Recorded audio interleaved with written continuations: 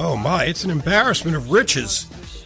We've already enjoyed having a visit with John Smoltz and Bob Costas, and later on this hour, we're going to hear from Gary Williams, the former Maryland coach, all three of those gentlemen Hall of Famers. And if that weren't enough, and goodness knows it is, we got another Hall of Famer joining us right now, a guy who's in the Hall of Fame for his college, where he was a Division II All-American player. He's in the Basketball Hall of Fame, where he's inducted in 2016. And most importantly, he's in the National Italian-American Hall of Fame. That's the one that you get free pasta with that. I don't know, but it's a great thing. Tom Izzo joins us right now. Tom, how are you enjoying your summer a little bit? There's no off season anymore for anybody, is there? Well, Bob, first of all, I want to say hello. Second of all, God, you got Gary Williams coming on. That's exciting. And Gary's one of the all-time great guys. I'm not sure he'd survive real well in this new world we're in. He'd be the first to tell you he wouldn't. And Johnny Smoltz, he was 10 minutes away from coming to Michigan State. And he was committed here, and he left at 5 to 12 at the deadline, But John's been a good friend and a supporter, and come to all of our tournaments, and he was great, man. Love him. Was he any good? So, yeah, he told the story that Judd was still the head coach there at the time. You were his assistant, and he said that you guys had promised him he could play basketball and baseball. Was he? Oh, for sure. He was good enough basketball player? Yeah, he was. One of our best friends was his baseball and basketball coach, a guy named Phil Oslam, and Judd was all set. I think he told him that way he had Coach Magic Johnson and then Tragic Smoltz at the same time. That's a great line. I like that. I wanted to ask you that, and I don't mean this in a real interrogation question. I'm just curious. I probably talked to you maybe 40 times between the Champions Classics and Jimmy V's and blah, blah, blah. You have never failed at least once during the interview to bring up Judd. Is that by design? Why has he come up so often in your everyday conversation? You know what? I've been asked that by a couple different people over the time, and I think it's number one, of great respect, or number two, fear. Sitting up on top there looking down, and if I forget about him, but I think it's all the great respect. And 12 years with Judd was like dog years, so I got about 50 years.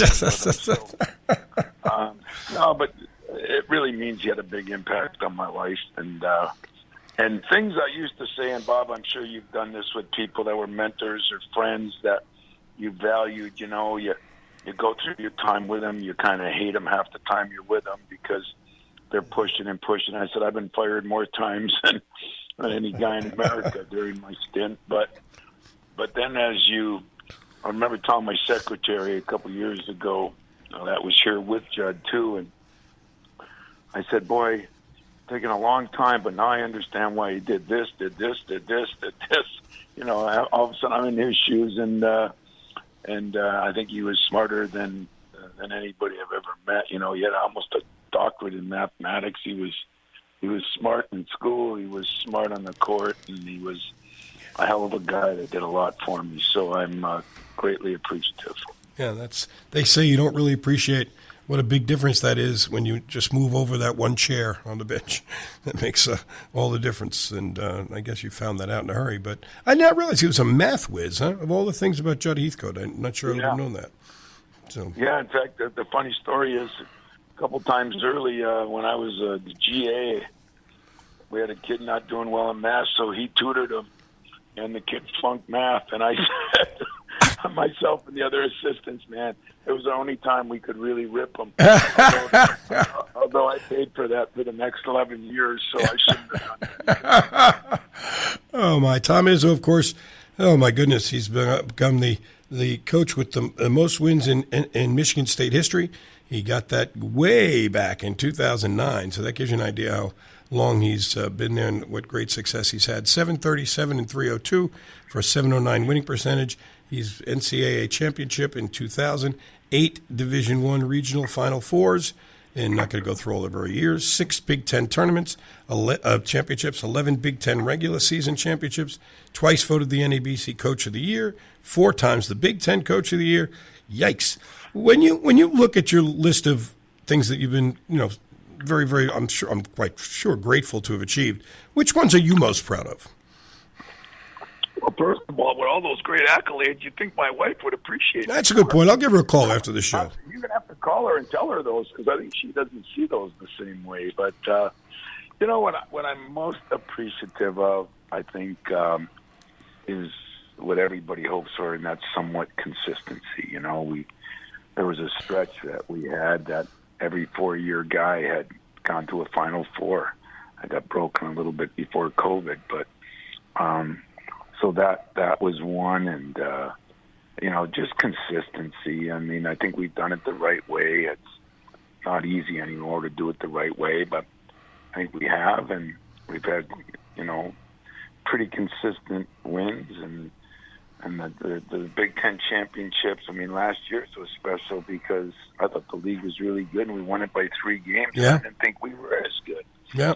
But it's I've been loyal to the school, and the school's been loyal to me. So Ted used to always say, a good deal is a good deal for you and a good deal for me, and I think I've learned that. Unbelievable. Tom has been the head coach at Michigan State since the 95-96 season.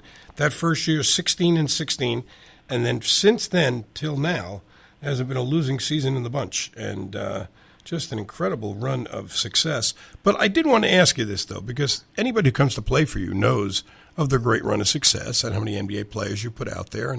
And so, you always talk about when we visit, you got to recruit OKGs, our kind of guys. That's what you look for. Yeah. Having said that, if a young guy's starting out in the business, does he have the luxury of trying to run his program that way? Or until you get some credentials, are you kind of at the mercy more of having to deal with some of the players' mentality more than yours? Well, you should have had Gary Williams and I on at the same time, because I talked to Gary still, the difference even since when he retired and what's gone on. I don't know what the new young kids. I always tell my guys, hang on to your butt right now, because the rules have changed so much, and everybody says rules are, through life, every 10 years there's adjustments, but this has been a monstrous adjustment, what's going on now, especially the free agency part of it. And so I don't know what I tell a young guy now. It's very difficult, Bob, to sustain. We've got 27 straight NCAA tournament appearances. It's hard to do that anymore because the fluctuation of players leaving, coming, going, chemistry. Young guys, I think, got to figure out what's important and try to stick to it. And if you have some ups and downs, you just got to live through them, because it's going to be harder to have the consistency you had because of the way players are leaving now. Having said that, though, I think, we look, the landscape is littered with your contemporaries who said, no mas, I'm not doing this anymore. The Roy Williams of the world, the Jim Boeheims of the world. And you certainly have had enough success where if you wanted to, you could say, I'm going to take my marbles and go home. But you not only stayed, you won the league by, as you said, 3 games last year. What's been the key to be comfortable in today's climate and still be putting those kind of results up there? Well, Jay Wright's another good friend of mine who I was shocked when he did. Nick Saban and I started here together as assistants and head coaches when he hung it up, and he was pretty verbal on the reasons, which I love Nick. I think he's great. And, I think I'm too stubborn. I don't know, maybe it's the Italian in me. I mean, Nick's from West Virginia. I thought my guy, Jay Wright, was Italian. He just looks Italian. Yeah, he does. He's not stubborn enough. I'm more stubborn. I'm more like you and Jimmy and everybody, and I don't know if there's been a good reason. I can't tell you that I haven't questioned myself, and especially when some of the guys that are leaving, and I think there'll be a lot more, because it's hard to enjoy it the same way. Yes. I think if you ask coaches, and I talked to Nick a lot about it, do you know any football or basketball coaches that are really happy? I don't think you'll get a lot of positive answers. So we're trying to do the best we can do under the circumstances. And what seems good on the outside, if you were on the inside, I think you'd have a different opinion of what's going on. I did talk to Gary about it. I would like to see him and Judd and the Gene Cadies or Clem Haskins, guys that were in this thing early when I was here, dealing with the stuff we're dealing with from Twitter on up. It would be a treat, I'll tell you that. It would definitely be entertaining. I don't think there's any question about that. There's no question. Tom Izzo's with us here. It's the Hall of Fame week on the V Show on ESPN 680 1057, presented by Kentucky Out of Friends of V. See how you can make a difference in the fight against cancer. Log on to kfov.org and see if you can make a difference in that fight. You've got a team that, I'll never forget listening to one of the Lakers talk about how when they played for Riley, everybody said, yeah, we want to run. Oh, sure. Hey, we're going to run this year. Great. He said, until you really make them run, until you make them run when they're tired and make them run when the game is getting bogged down, and make them do all those things. I'm sure you get guys coming in, Coach Izzo, he's going to be a blast. We're going to fly up and down the floor, which is what you do. But you got to do it every possession. It can't be a sometime thing. How do you get guys right from the jump bought into that kind of commitment to the rebounding game and the transition game? Well, that is very true what you just said, and I get a kick out of a lot of kids in the cities. They want to come and run, and they say, "Yeah, we're going to run," and then all of a sudden, if you're trying to run on makes and misses, and I say, "Hey, you're the one that told me you want to run, and you really don't want to run." But I think it takes a commitment, and our whole thing, Magic kind of brought it here when he brought the. After, of course, he was playing, but the Lakers with Riley, it was defend, rebound, and run, and that's still been our motto. You got to defend it, and you got to rebound it, and then if you run it, you have to worry about plays and all that other stuff. So I think it is a fun way to play, and I had some good teams. I've had some great teams, and I've had some that don't do it as well, but last year's team, we didn't shoot it quite as well, but we ran so well that we scored 78 points or so and defended well and won a lot of games. Elite Eight last year, 30-7 overall, 17-3 overall, untied champion in the Big Ten in first place, as we said, with a 3-game margin. It's this is always, I always hesitate to ask this because I don't want to make it sound like, hey, you're old. But you've seen a lot of things, as we just talked about. College basketball is definitely going in a new area here. Where are we headed and how should we get there? Well, that's a good question. Where we're headed, it is hard because people right away say, well, you're old school if you don't want to change. Well, I always look at things that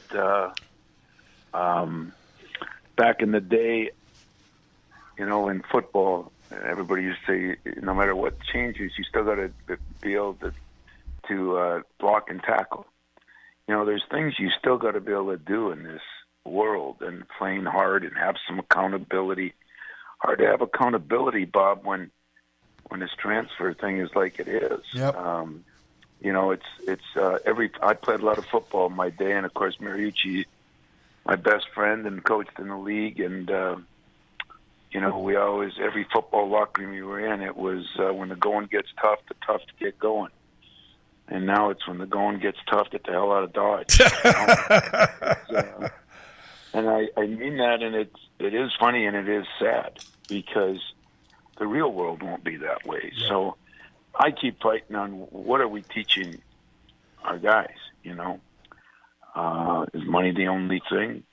I've turned down many jobs that had a lot more money. Is winning? Nick Saban, one of his things was, if winning's not as important, why be in it? And those are all good points. Now people are finding ways around it. So did I. But are you enjoying it? And are you doing what Judd Heathcote once told me? I'm bringing him up for the third time, but he said, "You know what your job is?" When I got this job, I said, "No." He says, "You got to win a lot of games to keep your job." He said, "But your real job is to make sure the players you coach next 70 years is better than the first 20. Ah. That's a good. hell of a statement. I like that. That is good. It is good. I'm not sure we're doing that right now. Yeah, well, that's sad, but a good point. All right, one quick story popped in my head, and it's kind of now out of left field because we covered it a while ago. But you were talking about how crazy the business is and how, you saw talk to Nick Saban, is anybody really enjoying it? My brother said this a long time ago because he said, all I want to know is if everybody's having so much fun coaching, why is the one sentiment that goes through their head when the season ends, there's a certain sense of relief. Oh, thank God that's over with. And